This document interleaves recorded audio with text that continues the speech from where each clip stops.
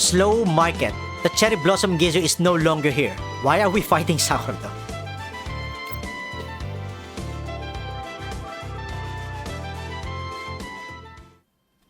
Hey, Sakura, wake up. The order will time out if you keep dozing off. Eh? Order? What order? Please wait a second. Senpai, I'm getting up. Sakura springs upright from her seat. Still out of it, she glances around frantically, only then to be met by a round of unbridled laughter. So easy to prank. Baka Sakura. Senpai, I told you to stop toying with me like this. Go sleep in the cargo hold if you're that tired. I don't want you bothering me in the cab. I wasn't sleeping, Sakura quits explaining herself halfway through. Instead, she slaps the dashboard in frustration. The force she exerted is so weak that the green on the screen doesn't even budge. What's that about? Still hung up on that cake thing? The complaint's already in. What you got to focus on now is how to deal with the manager. Even if that's the case, I still have to prepare for similar circumstances that might occur in the future. Had I communicated more effectively and managed to calm Miss Anna down, we wouldn't have received a complaint. As such, I was trying to find a way to deal with those kinds of scenarios. And I found it. 18 techniques for sincere communication. Sakura pulls up the communication skills guide she just found and clasps her hands together at the screen. Please, Senpai, can you help me practice? Hey, we already gone through it 3 times. Isn't that enough for you? You should know by now what to do the next time there's a dispute with the client. I guess, kind of. But it's still such a headache. Why isn't there a way to avoid the clients completely? Had I not been shipped here by accident, I would have still been back at my old warehouse with no need to worry about improving the delivery process. Okay.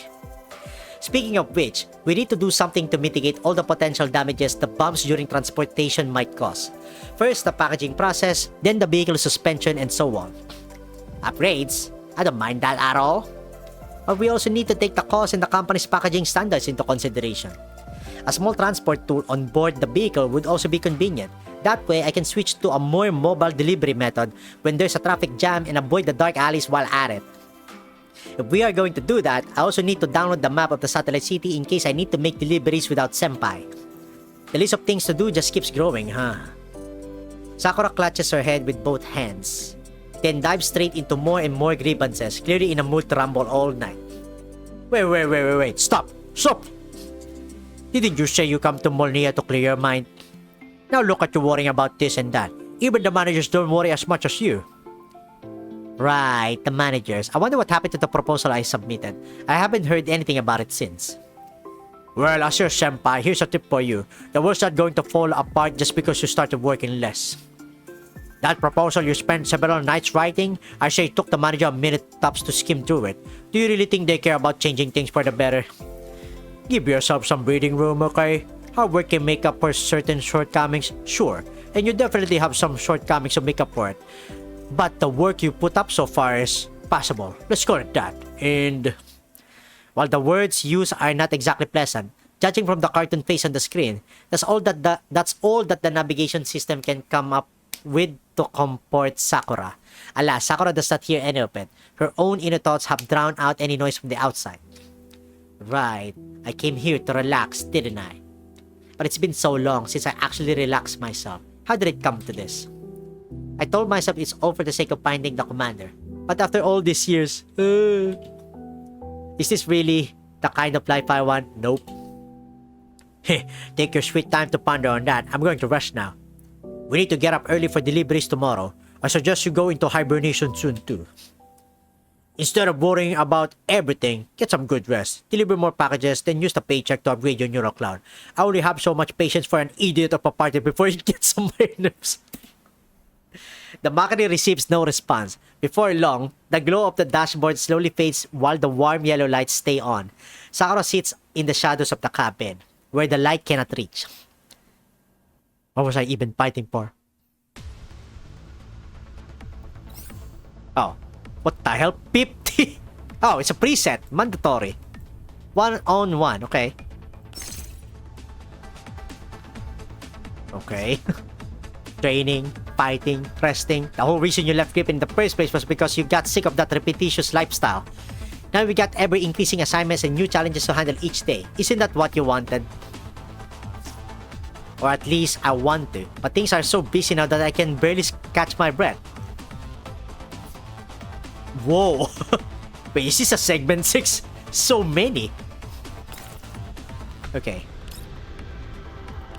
This one gives you conflictants, right? Okay, this one's first. We spam this.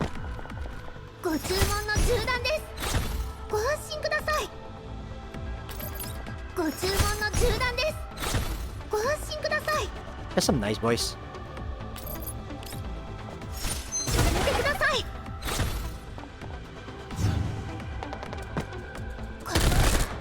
This is an intense one-on-one right here. Isn't this hard work rewarding? Your efforts have directly resulted in the manager's approval and the growth of the company, haven't they? It's not a reward, just a result. I was just obeying the principles I laid down in my neural cloud space layer. But, is what I've done actually necessary? Have I really created something of worth here? Without the commander, without anyone to tell me what I should do, nobody will notice the results of my hard work.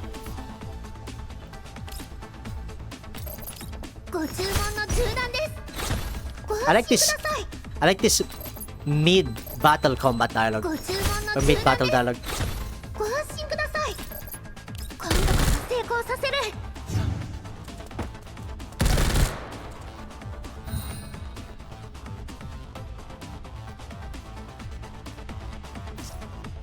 Still, diligence and hard work are qualities that are engraved into your neural cloud, not a show you put on for others. You did that in Griffin, so you should do the same in Molnir, right? It's not the same. How could it be the same? Only the commander sees how I'm special. Without the commander, everything's... My hard work was totally pointless. Okay.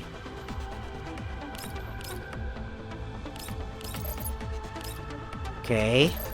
14, no, just go straight 3.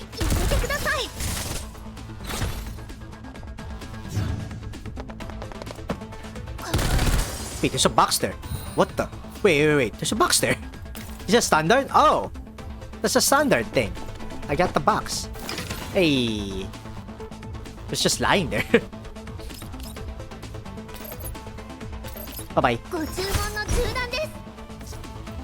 Stop lying to yourself, Sakura. There's no point pushing yourself like this when the commander abandoned you. Don't you think it's time you woke up? Woke up from the dream that is the commander is at Griffin? The doll in the shadow slowly opens her eyes, waking from the questioning of her own mind. Sakura takes out her terminal and taps the screen, once then a few more times. With every click along the way, almost second nature to her. She eventually lands on the contact page, its last message dated 10 years back. Well done, Sakura. Sorry, the number you have dialed does not exist. Please check the number and dial again. Sakura hangs up the call. The result has always been the same, yet she would not stop trying over and over again. Commander. Are you not there? I feel a little tired.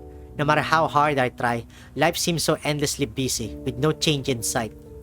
It's as if I've gone back to the days at Griffin, except you were already gone by then. That day, I got in touch with my old comrades. They were looking for you too. But you probably don't need us anymore, right? What you need is an all-powerful tactical doll like 416. No! Who can follow in your footsteps wholeheartedly. Nah.